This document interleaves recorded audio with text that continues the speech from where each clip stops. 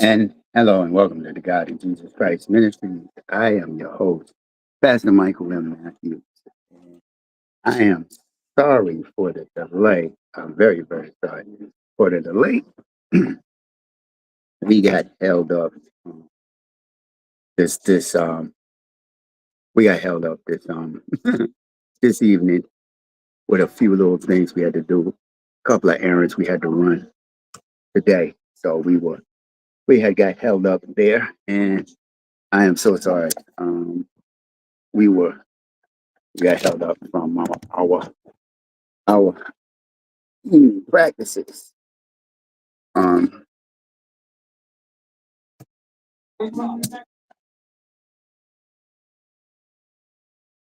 um, our current time. I'm sorry about the delay. So we're going to be in the book of Isaiah.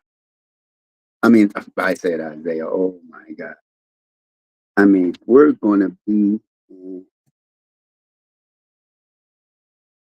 We're going to be in the book of Exodus. I'm sorry. We're going to be in the book of Exodus, and we'll be in the book of Exodus. Moving forward, we'll be in the book of Exodus, chapter chapter 20, verse 8 and 11 will be in that book. As I always say, and I always do, I'd like to thank each and every one of y'all who have come in to to to see the live and share the live. Uh, I don't know what's happening here. A few things that's going on right now. We're not showing that we're in our live. Okay, we're gonna have to go past that. We're gonna go have to here, and I'm just gonna go right here. So we're in the book of Exodus, and as we said, we're in the Ten Commandments. As we did with the first part one, we did with Moses going up to the mountain, and God he spent 40 he spent 40 nights up on the mountain as God gave him the laws. He gave them the commandment. He gave them the commandments and things to do. So he gave them the commandments for what the people were supposed to do. As for the first commandment we know was the commandment of thou shalt not have no other God before me. And then the second was um, I am a jealous God, as we know, but God is mentioned. Second, and then the second commandment was his second commandment was the do not use the Lord's name in vain. That was his next commandment that he had said, not use my name in vain. Three three was the another, as we know, another commandment that he had used. I don't have all my notes here today with me neither. That's unfortunate for me, getting stuck, getting stuck where we were. It wasn't. But we're gonna just give me a second. Give me 1 second, please.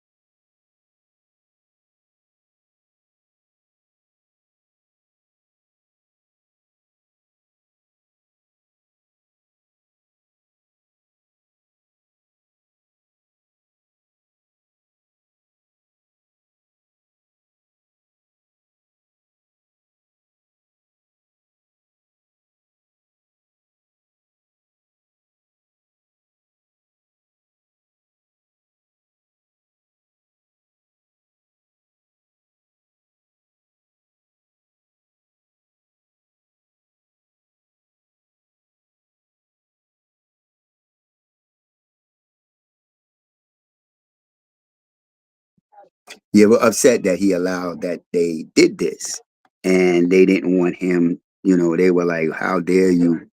How dare you do this? You're not supposed to do that for the showbread." And Jesus told them that the showbread, you know, didn't David eat the showbread? Didn't David eat the showbread? That's what they was. That's what they had said. So let's read that chapter. There's also another one that we're going to talk about. But we're going to talk about Mark, the second in Mark. So in Mark, here's what he does in Mark, Mark 27. So I'm going to start from 23. Okay, 23. Here's 23, and this is what happens with this on the Sabbath. And it happened that he was passing through the grain field on the Sabbath, and his disciples began to take their way to make their way along while picking the head of the grain. The Pharisees were saying to him, "Look, why are they doing what is not lawful on the Sabbath?" And he said to them, "Have you never read what David did when he was in need, and he and his companions became hungry? How he entered the house of God in the time of Aratha, the high priest, and and ate the consecrated bread, which is not lawful for anyone to eat except the priest. And he also gave it to those who were with him." So Jesus said, this is where he says the Sabbath was made for man, not man for the Sabbath. So he says, Jesus said to them, the Sabbath was made for man and not man for the Sabbath. So the Son of Man is Lord even over the Sabbath. So he was letting him know that he was Lord over the Sabbath. Now I want to read to you in Exodus 31. These are the things why Exodus 31 in that is the community of the Sabbath and what it entails with the Sabbath. Now, the Sabbath was put in Exodus 31, 13 and 17. Let me read that because that's another piece. I'm going to read that to you.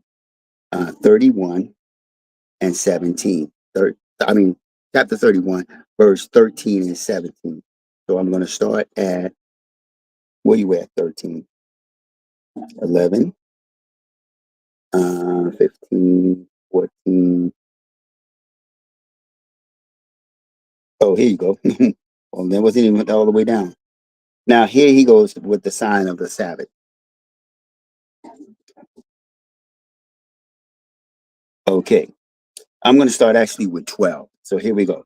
Now, the Lord spoke to Moses, saying, "Now, as for you, speak to the sons of Israel, saying, You you must keep my Sabbath, for this is a sign between me and you through your generations, so that you may know that I am the Lord who sanctifies you. Therefore, you are to keep the Sabbath, for it is holy to you. Everyone who profanes it must be put to death. For whoever does any work on it, that person shall be cut off from among his people. For 6 days' work may be done, but on the seventh day there is a Sabbath of complete rest, holy to the Lord. Whoever does any work on the Sabbath day must be put to death. 16. So, son of Israel, shall keep the Sabbath to celebrate the Sabbath throughout their generation as a permanent, permanent, permanent covenant. It is a sign between me and the people, me and the son of Israel forever. For in 6 days the Lord made heaven and earth, but on the seventh day he ceased from labor and was refreshed. Okay, so what God was saying to this was a law that was given to Israel. Israel was given this law. Nobody else was given this law at this time. Only Israel really was given the law to to basically hold up. Excuse me, to basically hold up the law. So Israel was the one who was provided the law in this instance. Okay, he was provided the law in this instance. Give me a second. Let me go back to Facebook. Just see something. Okay, he was given the interest of this.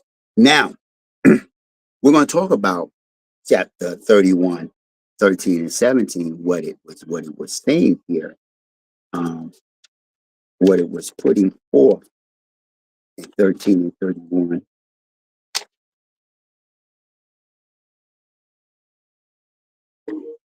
Hold on, let me see something.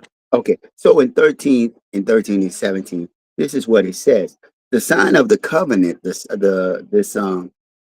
Sabbath uh, is described as a sign between God and his people at that time was Israel, that he gave this covenant to, this this Sabbath day. It was a sign for them. It serves as a visible and continual reminder that God has set Israel apart and made them holy. So, in other words, what God is saying, you're going to be my people. You're going to be the example I want all nations to follow. And that's what was supposed to happen. But as you read further on, you begin to realize and you know that Israel had had fallen because uh, they did not maintain what they were supposed to do. They did not do their part in this moment. They didn't do their part. So they had made it holy. That was one, the sign of the covenant. Then the sanctification. This was the sanctification that he sanctified them. Uh, the Sabbath reflects God's work and sanctify his people. So he, by him doing the by him doing the by him doing the by him making them the main event of everything, they became the example. So they were to keep his people by keeping it. The Israel acknowledged that it is God who make them holy, not their own effort. So by them keeping this Sabbath, they would know that God makes them holy, not them. They don't make themselves holy. Um, Here's another. We're gonna get ready to go back to that. Okay, that was 3 and 4. Um, so also we had to go a little bit further for I'm sorry. Um, and then we have the perpetual observance. So every Sabbath you had to observe what was going on the Sabbath. It is an observed as a lasting covenant. It is not and it's not limited to a specific time or generation, but it intended to be kept continuously by the descendants of Israel. So, in other words, this law, the Sabbath, was given to the children of Israel and all of their descendants. So, the descendants of Israel were the ones who were supposed to keep the Sabbath. That's why when Jesus came, he said, when he told them, I am the Sabbath, he said, I am Lord of the Sabbath. And the the Pharisees and Sadducees didn't understand what he was saying. They figured he was speaking blasphemy. And it's a day of rest. You don't do no work. You don't do anything.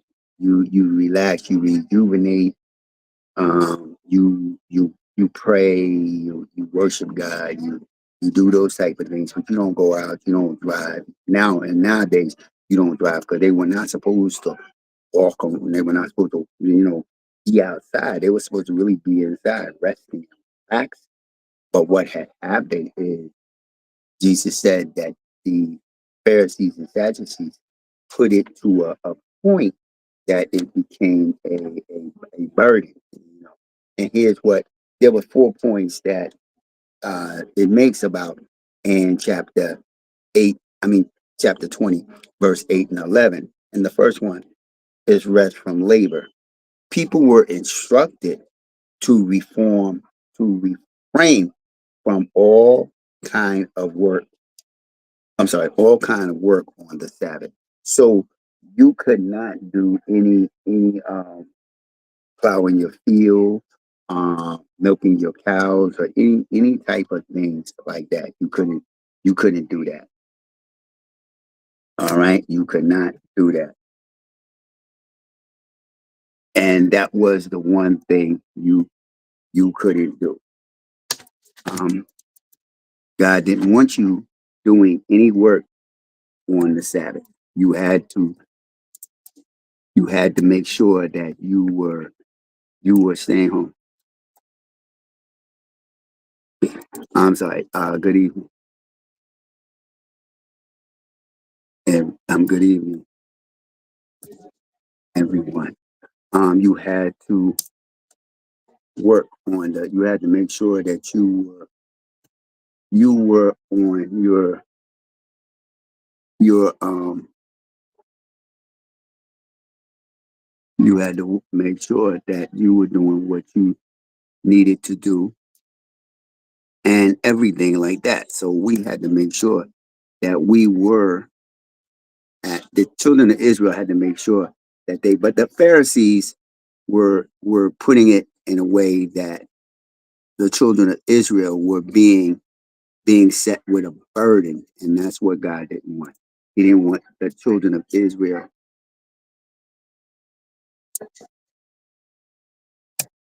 to be set with a burden. You understand? He didn't want them to feel like it's a burden, and he wanted them to feel that everything was okay for them, and that's what he told them here. Now we're going to look at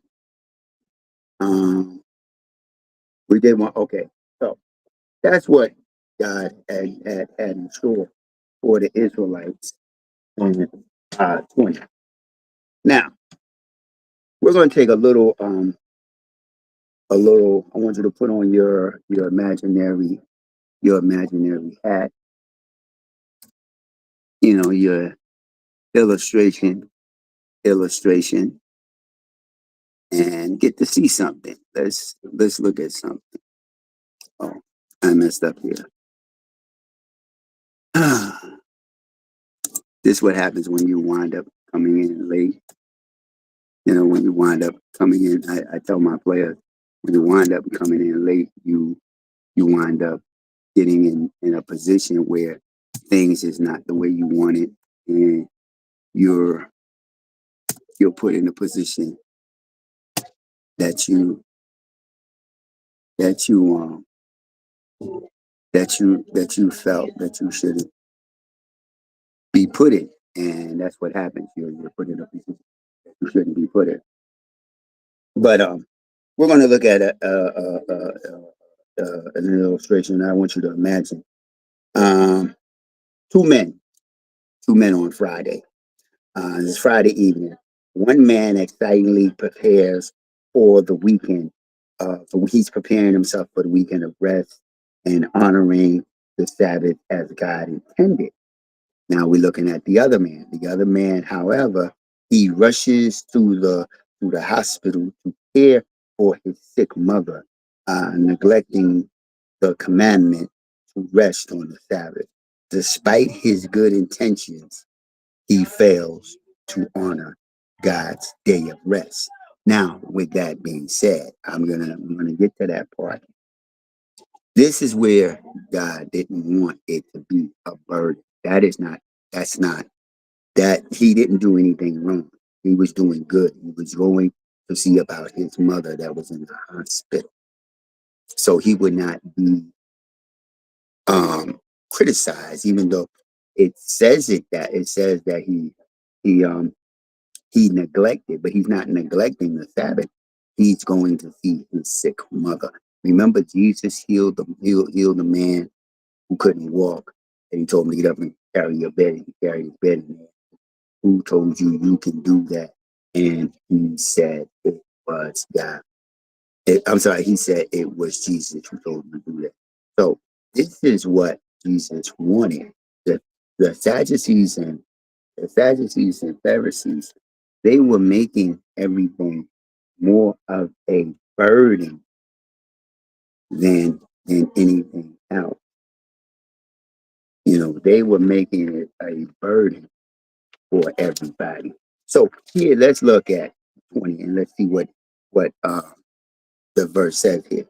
The rest from labor. People were instructed to refrain for that, and it was declared holy, meaning it is set apart for God. That day was set apart for God. That's what that was set for. It was set apart for God. Now we look at the holiness. The day is I'm sorry, that was number two. Now number three was the imitation of God's example. Just as God rested on the seventh day, after creating the universe, the uh, people are after creating the universe. And what God is saying to us, people are to rest is a form of alignment with God's creation and his rhythm. When we rest, we get an alignment with him. We become in an alignment with God. We have this alignment to be with God in his moment. Now in four, what's it here is in broader biblical context, especially in Exodus 31, 13, and 17, the Sabbath is a sign of a covenant between God and Israel. And also, what also was supposed to be true is that it was not supposed to be put as a burden on the people. It was not made to be a burden, meaning, oh my God, I'm missing the Sabbath and I'm going to be in trouble with God. It wasn't meant to be that way. It wasn't meant to be put like that. It wasn't meant to be that way in that sense.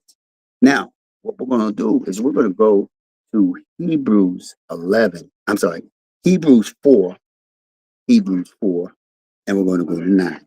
Hebrews 4 and 9. Um, Let me see where we at. Hebrews 4 and 9. Um, Here we go. Let me see. Is that correct? What I want? Okay, here we go. Let's start at 8. For if Joshua had given them rest, if Joshua, here we go. No, let's start at 7. He again set a certain day, today said through David after so long a time, just as has been said before.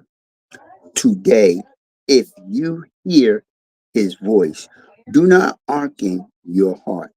Do not harden your heart. For if Joshua had given them rest, he would not have spoken of other days after that. Consequently, there remains a Sabbath rest for the people of God. For the one who has entered his rest has himself also rest from his work God did from his. Therefore, he makes every effort to enter that rest so that no one will fall by following the same example. To to disobedience for the word of God is living and active and sharper than any two-edged, two-edged sword, even penetrating as far as the divide of soul and spirit, of both joint and marrow, and able to judge the thoughts and intentions of the heart. So with the Sabbath, we do things and we're judged for not keeping the Sabbath. But God has said the Sabbath was given to Israel. Israel is where the Sabbath was given to. Israel is where who had the Sabbath. And as we said before, they have many a times they have fallen short of keeping the Sabbath in various ways. Now, in that cap, there was a remnant of them that did keep the Sabbath and the laws and everything, and we can give homage to those that did this. But there were others that didn't keep the laws and they didn't keep the Sabbath. So that's why Jesus said that the Sabbath was made for man so that man can rest and man can rejuvenate himself and and also worship the Lord at the same time. Now, this man who went about his so it says here, the other one, however, rushed to the hospital. So this man rushed to the hospital to care for his sick mother, neglecting. So, in other words, God's not going to get mad at you if you neglect the Sabbath to go take care of somebody, especially if it's a family, especially if it's a family member. If it's a family member, he's gonna make sure that you can take care of that family member. And that's what he is saying. Once you know, I know you're gonna you're gonna say we're going to save that we're going to save the we're going to save um the the people that are reading remaining the Sabbath, but also keeping, doing good things. So Jesus did a good thing. He healed a man on the Sabbath day. He said, is that not good? But he also told the Pharisees, y'all open up your gates to make sure your animals don't get out. So who are you really arguing about? I am I am the master of this Sabbath day. Now, as we're going to look at Hebrews Hebrews 9, Hebrews 4 and 9. I think I just read that one. If I'm not mistaken, didn't I just read that one? Ladies and gentlemen, I am confused. Yes, yes, I did. So he maintains your heart. We knows that we are, you have a Sabbath day, keep everything holy. Okay. Now we are in 2025. People run around and ask you, do you keep the Sabbath? Do you keep the Sabbath? But we have rest. See, what God did, the Sabbath, if you break the Sabbath, you would have had to repent. You would have had to go out, find a dove, ox, bull, ox, bull, turtle doves, lamb, goat, whatever. And you would have had to sacrifice it to make sure that God hears you. You would have had to sacrifice. So we couldn't breathe. So instead of us doing that anymore, God sent his begotten son, Jesus, to die on the cross for all our sins. Now a lot of people come with various understanding of um, this thing, and they also say, well, do you keep the Sabbath? Do you keep the feast days? The Sabbath, oh, help me. The feast days, well, the Sabbath was made for us. We're to rest. In 2025, we're made to rest. You have a day, Saturday, good. You go to church on Saturday, good. You worship on Saturday, good. Nobody's gonna condemn you. We have some people that they rest on Monday, and they go to Bible study on Monday, or they rest on Monday and they pick up their Bible, they read their Bible. So Jesus has given us rest because of new, the New Testament. Jesus told them, I have power in heaven and earth. And I think in John 5, read John 5, that's where God turns all judgment over to Jesus. So Jesus will be judging you in this realm of things that you see. So Jesus is going to um, um, have you sort of like have you beheaded in a sense, and that's what you're looking at. It's going to they're going to judge you. So here, Dr. Lewis would call me up and say, "Hey, look, Mike, I have this, I have that. Um, we're going to see you I'll see you on a Saturday." Saturday is the Sabbath, but yeah, I go on the Sabbath because my rest is within Christ. Meaning, when I lay my head down, I'm resting in Him on that day because that's who I believe in. Sunday is a day also of worship because that's the day he sacrificed. Jesus was sacrificed on a Sunday. He rose from the dead. So why not worship Saturday and Sunday, both days?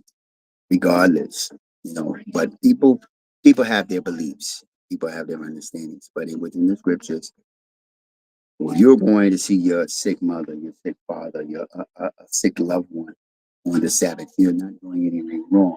Matter of fact, you're doing a good thing. He said that. He said it's not good for a man to be healed on the Sabbath. And what also happened is that Jesus was frustrated at the Pharisees with their legalese of the law.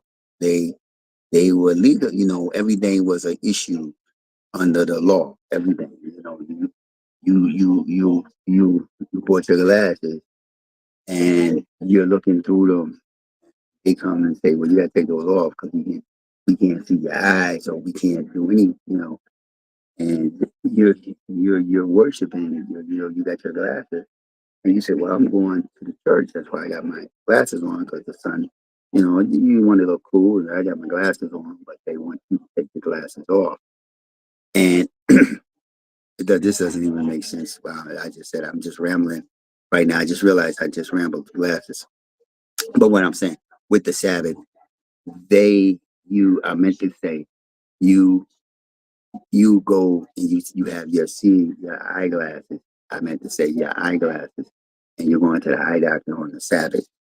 And they may look at that as you're breaking the Sabbath. You're going to take care of yourself. You're going to see the doctor so you can see. That's why Jesus healed the man on the Sabbath to let them know. That also was a part of him showing his divineness in this. I was a little late, so that's why I kind of lost track of what I was thinking about. Something hit me in the last moment. Um, so with the Sabbath, we are to observe. We observe it. There's some of us that observe the Sabbath.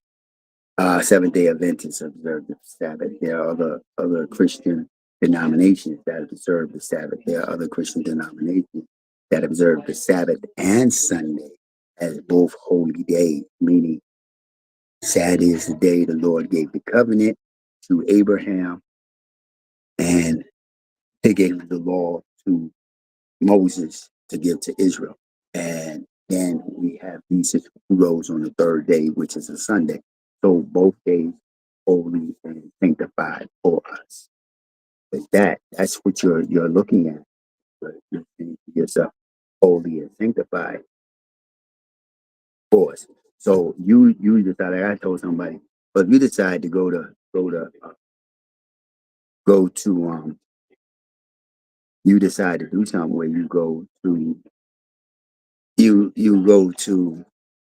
the hospital to see a friend on the Sabbath. Somebody you has to go see somebody at the hospital. Would that be a bad thing? And I said, no, it's not a bad thing. You have the right to, it's okay. It's just like when they were eating the apostles were eating the concept of the bread. There was nothing wrong. They were hungry. They were in need. So on the Sabbath, you picked some berries to eat to keep yourself alive. And Jesus saying that's legally you're what they're supposed to, like. He's like, what are they supposed to die? Because you said they can't eat they can't eat the bread on the Sabbath. No, David was with them. David said, y'all go take you hungry. They hungry, they're saying, I'm hungry. Go take some food from those beet bushes over there, or grapes or whatever they are, or grain, go to the grain field and eat some food. And that's what they did. Here come the Pharisees, and they're like, oh, they're not supposed to do that because it's the Sabbath. And that's when Jesus had to let them know, my divineness makes me Lord over this. It's like anything else. I'm Lord over certain things. So if I tell you to do this, you best believe that you can do this. Dealing with the Sabbath and various other things that we said, God is God, like we said, God is all knowing, all showing, he's there for us. God is always there for us. He's always been there for us. But there's sometimes he does get caught up in some things that we must understand. You know, it's a great thing that we see when we look at the Sabbath and people say, well, do you keep, people ask me constantly, do you keep the Sabbath? And I say, yeah, I keep the Sabbath. I keep Monday, I keep Tuesday, I keep Wednesday, I keep Thursday, I keep Friday, because they're all a day that Jesus did something. Each day he did something. Each time he did something. When he healed the woman, he healed her near the time of the Sabbath. Right now, there is another Sabbath that they have. It's every 7 years. It's a Sabbath because that's where we get the credit report.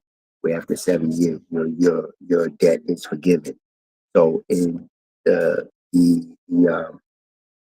thing with companies like um, small companies that you have employees where they take like let's say B&H. B&H have employees and the employees um, have days off and things like that. But they go to they have the day off and they go to take the Sabbath day. They want to have off the Sabbath day. So just imagine in this world right now, if we follow the Sabbath, there would be no cops working. There would be no firemen working. There would be no doctors working. Meaning that those three things, meaning that anybody that got sick, you would not have a doctor come out and look at you. Anybody's house that was burning down would have nobody coming out for you or help you put the fire out. Anybody got shot, cops will not investigate the crime on the Sabbath. So that is where the Sabbath becomes a burden because now I can't go see my mother because she's ill. And you saying, well, okay, you can go see her, but you're gonna have to remove you from the family, from the tribe. And no, I don't agree with it because you don't remove somebody because they went to see a loved one, and that's what Jesus was saying. You don't, in other words, he was trying to tell them, y'all don't know scripture. What Isaiah is talking about, he's talking about me. He's talking about the government. He's talking about uh, Donald Trump. So those are the things he's talking about when he talks about the Sabbath. Donald Trump. Does he work on the Sabbath? Sure he does. He just said, "So that labor come to me, I will give my yoke is light." The the young man that wanted to come in earlier, the young man that wanted to, I remember a young man wanted to come in on a Saturday. I remember it was like we don't work on Saturday. Um, we didn't work on Saturdays. I remember working in the garment center. By a guy by the name of Albie Trimming Company. That's what I worked for. They would not work on Saturdays, but what they would do is have the employee come in on a Saturday and work on the Saturday to get inventory and stuff up. Uh, the the one of the brother-in-laws would do that because he was not of the Jewish faith. He married into their family, but he was not of Jewish faith. So he covered them on the Sabbath. I remember I used to when we worked for Al, we would walk him to the train station at 4 o'clock, and I hear his brother say, "Come on now, you got to get out of here. You got to get out of here." And Albie would rush out. I remember also Robert, being that he was Jewish, he was a Jew. He after his brother left, he got out. He had to get out, and he was rushing us. I mean, for them, they really pushed to keep the Sabbath. And but if anybody asks me, my opinion is, well, my thing is, I'm not going to chastise somebody about the Sabbath day, because as we read in the book, the Sabbath was actually made for man, for us to rest, us to worship. But the law of keeping the Sabbath was for Israel. Israel was the one who was supposed to keep the Sabbath, and Israel didn't keep the Sabbath. Israel didn't keep a lot of promises that they had, and Israel had to pay the price. And that's why you see Israel back then in the state they were in. But they did have a remnant of Hebrew Israelites that were okay. They were right, even though they were in captivity. The Israelites back then could not do anything while they were in captivity. They couldn't handle anything that would help them in the uh, activity of what they were doing during that time. So once Friday night would come, when Friday would start coming, they would have to prepare all the food, whatever they were going to eat, everything, because they couldn't cook. They had to prepare everything for that weekend. Now, when Friday evening comes in, when dark comes, they're inside their house. Also, they were not supposed to go outside neither. So, in other words, like I said, if you were doing a good thing now, if you just were, let's take an illustration like this, you were just going out of your way. Just, oh, well, I'm going to go to the store. I got to buy something. Went outside to buy something, but you didn't go out and buy something because you were sick or you just wanted to go out and buy something. You would be breaking the Sabbath. And like the story said, the young man wasn't thinking about the Sabbath at the time. He was thinking about his mother. He had to go see mama, and that I would say that is considered a good excuse to not say honor the Sabbath, but don't make it a burden. A burden is where you're worrying about what is everything. You're worrying about it. You're worrying about the Sabbath. You're worrying about keeping it. You're worrying about how you're gonna, your stuff. How can you do certain things? And that's what it is. You know, I'm not gonna stay long because I came in late. I'm not gonna try to hold on and keep going. I'm a little tired. I, I drove a good ways coming PM rush, and I had to rush around and get some things. So I'm a little tired. That's why you hear me kind of like, I'm trying to get focused in on everything that I want. But the Sabbath was made for Israel. The Sabbath was not to be a burden on people, meaning stressing themselves about keeping the Sabbath. The Sabbath was at that time given to Israel. Now, with the New Testament, the Sabbath is still in play. Saturday is still there. You want to worship on Saturday, worship. But understand when you worship, it's true worship, it's true rest. Rest that day and you worship, and it must be sincere worship, not just I'm going to do this. You can't be on your computer. So in this day and age, you can't be on your computer. When you, if you're really going to honor the Sabbath, you can't be on no computerized system, texting, or like a lot of people I see, they add that on Saturday, they're sitting there and they're tapping with their computer. You are, now you may say, well, I'm teaching. No, you're not teaching. You're questioning people and you're judging them on based on their Sabbath. That's not teaching. Teaching is when you sit there and you explain to people why it's important to keep the Sabbath, but you're not supposed to do that. You're supposed to sit down and, just like I said, meditate on God's word, get the full understanding, then go see pastor, whatever your pastor is. So, ladies and gentlemen, I'm not going to keep you. Um, Also, just to make a few announcements, this Saturday there will be no Saturday Bible study. I will be going away for the day, so there'll be no Bible study. But please do log on to the stream, sermon.net stream. Log on and go to the playlist. Pick some out of the playlist. Pick something out of the Bible lesson there, and go ahead and read on it and get your understanding. Because the more you learn about the Bible, the better you will be in understanding the Bible and understanding everything else. So, without further ado, I want to thank you for sharing your time with me and sharing your understandings with this. And we will be back on Sunday morning, and then we will be back in full swing once again. Wednesday will be kind of rough for the next.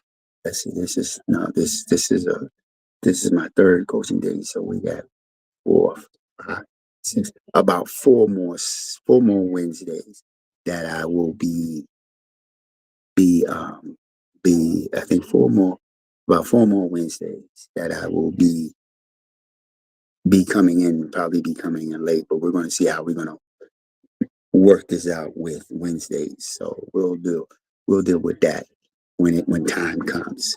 So, ladies and gentlemen, as I said, further ado, this Saturday, we won't have no Bible study. You'll see a thing come up if you ever hit on the line, you'll see this thing come up and it'll say no Bible study.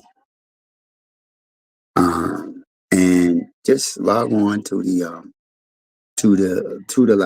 screen and see our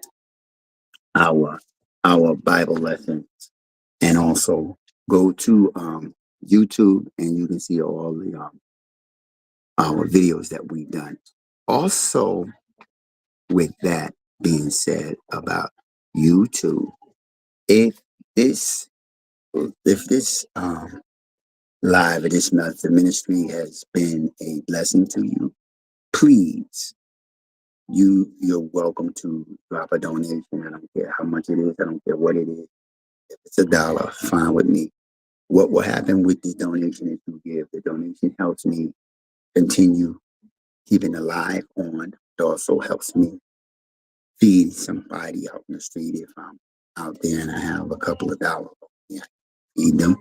And I can also share amongst the football teams that I coached on, such as the East Orange kids that I coach, or even the kids that I'll be playing baseball around. Remember, this summer I'm going to be doing Little League, so I will need some support with the Little League, because at the end of our season, we want to give the kids some type of trophy that played with us. So I would love for y'all to spending some donations for that. We're also be looking to start a league within the different ministries and churches within the cities that I'm, but like Newark, East Orange, various cities like that.